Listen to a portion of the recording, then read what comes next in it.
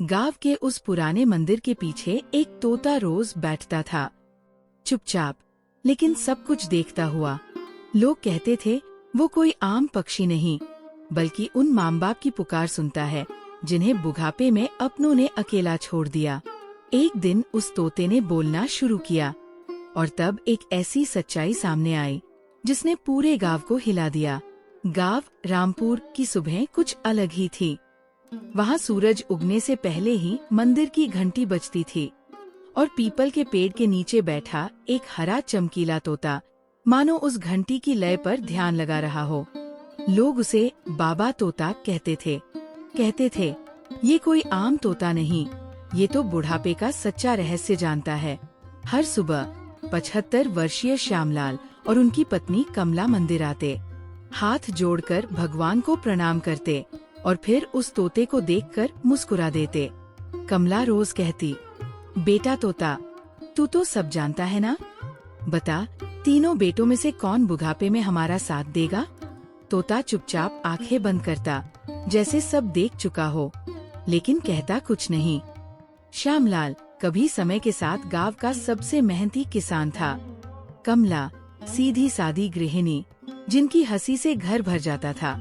3 बेटे, विक्रम बड़ा बेटा शहर में बैंक मैनेजर, नरेश मंझला बेटा सरकारी नौकरी, मोहन सबसे छोटा दिन भर मजदूरी करता है। तीनों बेटों ने बचपन गांव में बिताया, लेकिन बड़े होकर 3 दिशाओं में चले गए। अब माँ बाप उसी मिट्टी में बचे थे जहाँ उन्होंने इन बेटों को गोद में खिलाया था। एक दिन तोते ने चुप्पी तोड़ी। कमला उस दिन रो रही थी। श्यामलाल खांसते खांसते बैठ गए थे मंदिर के किनारे। तोता अपनी टहनी से उतरा और उनके सामने आकर बोला, तुम पूछते थे ना किस बेटे ने तुम्हें बुढ़ापे में सुख देना है, तो सुनो, अब मैं तुम्हें सच्चाई दिखाने वाला हूँ। लेकिन ये सच्चाई झकझोर देगी। तैयार हो? बूढ़े दंपत्ति ने धीरे धीरे सिर हिलाया। तोता अपनी चोंच से थोड़ी धूल उठाता है और फिर धीरे धीरे उस धूल में एक आंख सी आकृति बनती है। ये है ज्ञान नेत्र, जिसके जरिए तुम तीनों बेटों की जिंदगी देखोगे जैसे आत्मा बनकर। सब कुछ असली होगा, पर छू नहीं पाओगे। तोता पहला दृश्य बताता है विक्रम के जीवन, बड़ा बेटा का। श्यामलाल और कमला एकदम से किसी भव्य चमचमाते फ्लैट में पहुंचते हैं। पंखे की जगह एसी की ठंडी हवा चल रही है। सामने बैठा है उनका बेटा विक्रम, गोरे चिट्टे कपड़े पहने, टैबलेट पर कुछ देखता हुआ। पत्नी, बहू अंदर से आती है, सुनिए, पापा मम्मी तो अगले हफ्ते गांव से आने वाले हैं ना, क्या जरूरत है उन्हें यहाँ लाने की। देखिए घर छोटा है, मेरा बुटीक का सामान कहाँ जाएगा। विक्रम, हाँ मैं भी यही सोच रहा हूँ। अब उनका खर्चा भी बढ़ गया है, पेंशन भी तो बंद हो गई है। पत्नी फिर बोलती है, बुढ़ापे में लोग चिड़चिड़े हो जाते हैं, मैं इतना सब नहीं संभाल पाऊंगी। अच्छा हो उन्हें किसी ओल्ड एज होम में भेज दो। कमला ये सब सुन रही थी, अदृश्य बनकर, लेकिन हर शब्द उसके दिल को चीर रहा था। श्यामलाल बगल में बैठे थे, लेकिन अब उनकी आंखें भर आई थी। बेटा जिसके लिए हमने खुद भूखे रहकर पढ़ाई करवाई, वही हमें अब अतिथि समझता है। तोता फिर दिखाई देता है, ये था तुम्हारा पहला बेटा, अब भी यही पूछोगे कि कौन साथ देगा। श्यामलाल ने कांपते स्वर में कहा, नहीं, अब दूसरा बेटा भी देखना है, शायद वो। तोता अब दृश्य बदलता है, सरकारी अफसर नरेश मंझले बेटे की कहानी का। अब ज्ञान नेत्र फिर चमकता है, धुंध हटती है और सामने एक बड़ा सरकारी बंगला जिस पर बोर्ड है, नरेश कुमार, सहायक विकास अधिकारी। श्यामलाल और कमला अदृश्य आत्मा के रूप में प्रवेश करते हैं। नरेश की पत्नी चमचमाती साड़ी पहने ड्राइंग रूम में बैठी है। सोफे पर चाय की ट्रे, अंग्रेजी मैगजीन और लैपटॉप। नरेश ऑफिस से लौटता है। जैसे ही आता है, पत्नी बोलती है, आज ऑफिस में फिर पापा जी का कॉल आया था। हर दूसरे दिन फोन करते हैं, इतनी चिंता क्यों करते हैं। नरेश, क्या करूं? माँ बाप है, गांव में अकेले रहते हैं, दिल बेचैन हो जाता है। पत्नी ठंडी आवाज में कहती है, दिल बेचैन होता है, लेकिन रखने का मन नहीं करता। लाओ, उन्हें यही बुला लो, फिर देखना कैसे मेरी जिंदगी भी वृद्धाश्रम बन जाती है। नरेश चुप हो जाता है। फोन की घंटी बजती है। कमला का कॉल। नरेश धीरे से उठाता है। हाँ मम्मी, हाँ ठीक हूँ। क्या कह रही थी? डॉक्टर दिखाना है पापा को। अच्छा, देखता हूँ कुछ।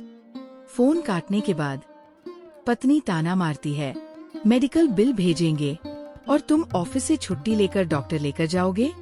नौकरी गई तो फिर क्या करोगे? नरेश सिर झुका लेता है। कमला और श्यामलाल दोनों ये दृश्य देख रहे हैं। कमला बोलती है, ये वही बेटा है जिसने पहली बार चलना सीखा था तो मेरी उंगली थामी थी। आज वक्त बदल गया है, शायद उंगलियां अब बेवक्त बोझ बन गई हैं। तोता आता है और कहता है, ये बेटा तुम्हें प्रेम देता है, पर समय नहीं। ये वही लोग होते हैं जो पोस्ट लिखते हैं, माँ सबसे बड़ी होती है, पर जब माँ साथ रहने आए तो कहते हैं टाइम नहीं है। श्यामलाल बोले, अब तीसरे बेटे को भी देख लें। तीसरा दृश्य, मोहन की मिट्टी भरी रोटी। अब दृश्य खुलता है गांव की एक झोपड़ी में। छत टपकती है, खिड़की में अखबार चिपके हैं। एक कोने में बैठा है मोहन, पसीने से भीगा हुआ, कपड़े मैले, हाथों में फफोले, लेकिन चेहरा मुस्कुराता है। मोहन की बीवी रोटी बेल रही है, खुली हुई आग पर। बच्चा गोद में है, पर वो माँ पिता की बातें कर रही है। सुनिए, माँ जी को कंबल भेज देते हैं ना? आपने कहा था पुराना फट गया। मोहन, हाँ, कल दिहाड़ी मिली तो 200 रुपए बचे। बस उसमें से 150 निकालकर मनी ऑर्डर करूँगा। मनी ऑर्डर का फॉर्म। मोहन खुद जाकर डाकघर में लाइन में खड़ा होता है। भीड़ है, गर्मी है, लेकिन उसके चेहरे पर सुकून है।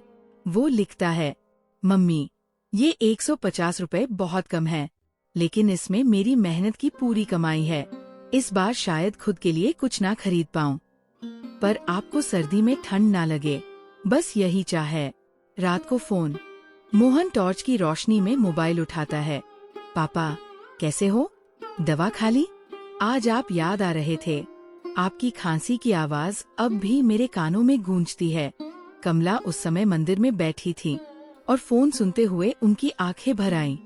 मोहन, बेटा, तू सबसे छोटा है, लेकिन सबसे बड़ा निकला।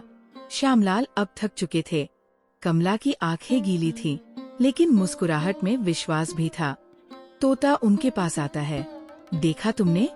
एक बेटा तुम्हारा खर्चा गिन रहा था, दूसरा वक्त टाल रहा था, और ये तीसरा जो खुद फटे कुर्ते में है, वो तुम्हारे लिए रोटी सेंक रहा है।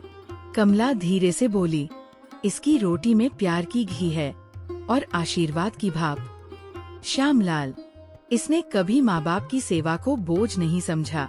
इसे हमने छोटा समझा, पर ये तो दिल का राजा निकला। तोता ज्ञान नेत्र को मिटा देता है। श्यामलाल और कमला अब वापस मंदिर में खड़े होते हैं, वहीं जहाँ से सब शुरू हुआ था। तोता कहता है, अब फैसला तुम दोनों का है। इन 3 बेटों में से किसके साथ बुढ़ापा बिताओगे? कमला बिना कुछ कहे आसमान की ओर देखती है और हल्के से कहती है, हम अब उस बेटे के पास जाएंगे जो हमारे लिए जीता है, न कि वो जो हमें जीकर भी अनदेखा करता है। मंदिर के पीछे पीपल का पेड़ अब और भी शांत लग रहा था।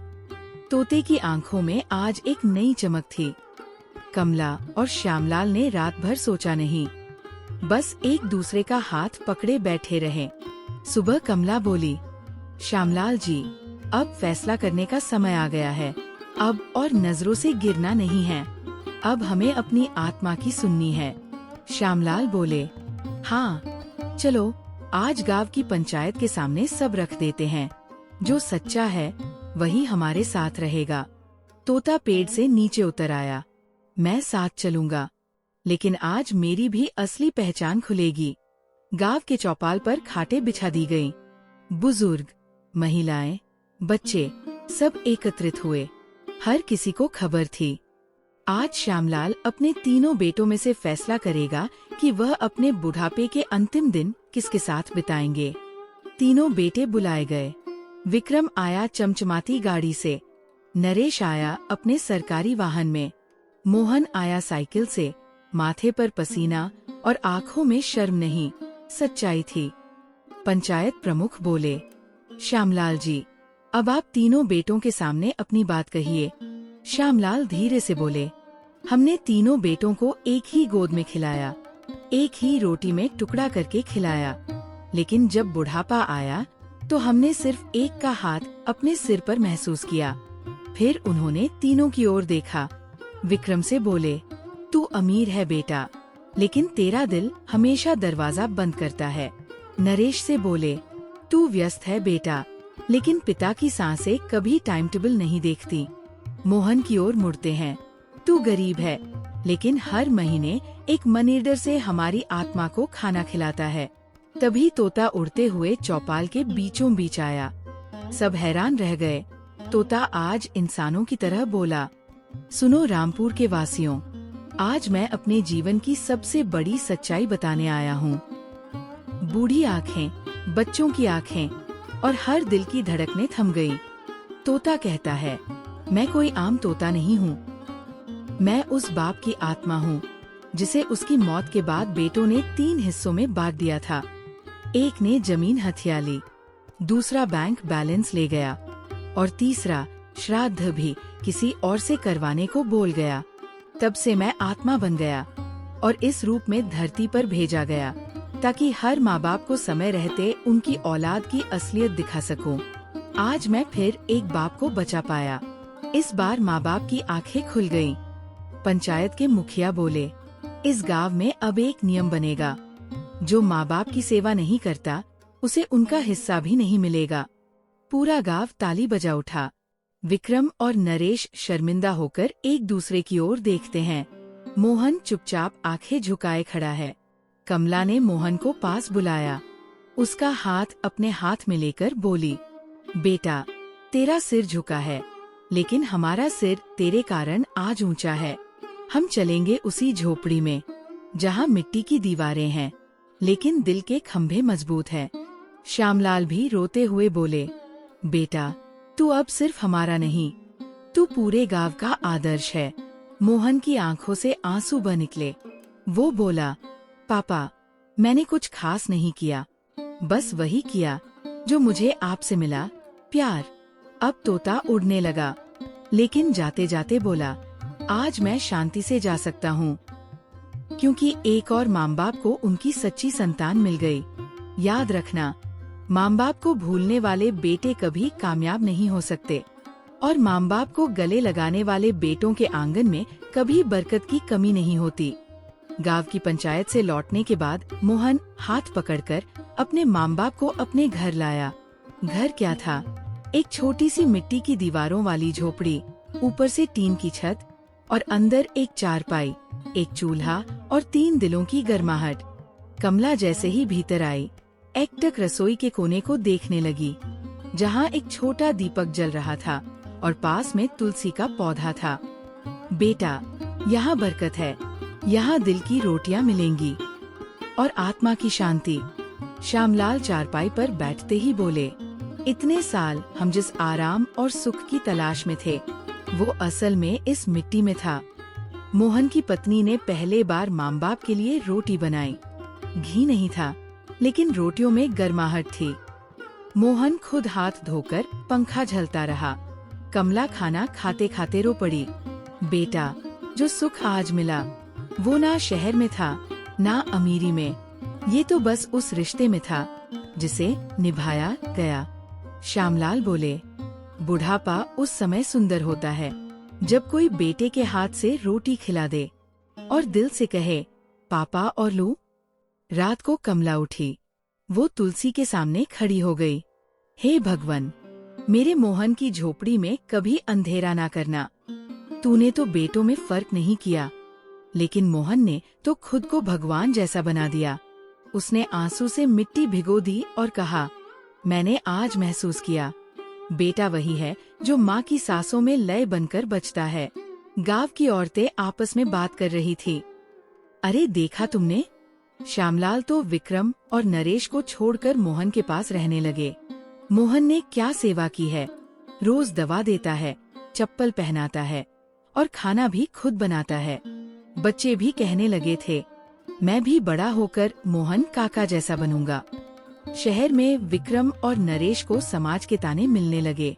लोग पूछने लगे, आपके माँ बाप अब कहाँ हैं? आपने तो उनके लिए शहर में कोई जगह नहीं छोड़ी। एक दिन नरेश ऑफिस से आकर अकेले बैठा और अपनी माँ की पुरानी तस्वीर देखता रहा।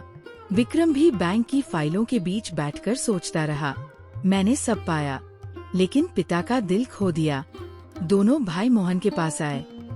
कमला और श्यामलाल के पाँव में गिर पड़े। नरेश, माँ, पापा, हमें माफ कर दो, हमने सुविधा देखी, सच्चाई नहीं। विक्रम, मैंने आपको गेस्ट समझा, आपने मुझे बेटा बनाया था, लेकिन अब मैं आपकी सेवा करना चाहता हूँ। कमला ने दोनों का माथा चूमा। बेटा, पश्चाताप तब पवित्र बनता है जब उसके बाद इंसान बदल जाए। अब पीपल का पेड़ शांत था।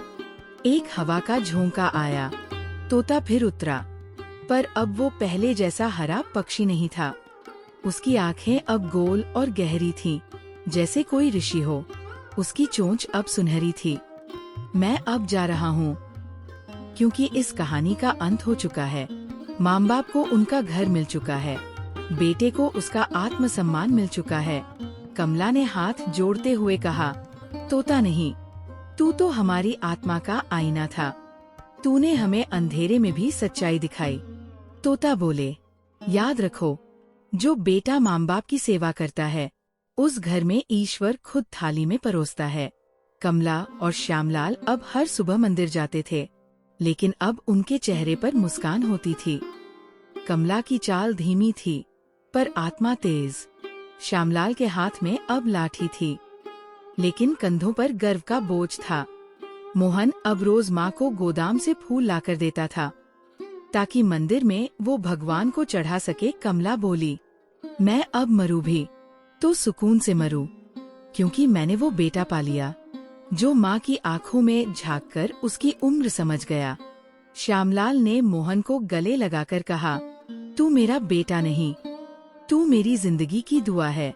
घर वही नहीं होता जहाँ दीवारें हों, घर वो होता है जहाँ माँ की चूड़ी की खनक सुनाई दे और पिता की छाव में आत्मा को ठंडक मिले। सच्चा बेटा वो है जो माता पिता की उम्र को बोझ नहीं, आशीर्वाद समझे। अगर इस सच्ची सी लगने वाली कहानी ने आपके दिल को छू लिया हो, तो इस वीडियो को लाइक जरूर करें और अपने दोस्तों से शेयर करें। कमेंट में बताएं, अगली कहानी आप किस विषय पर देखना चाहेंगे।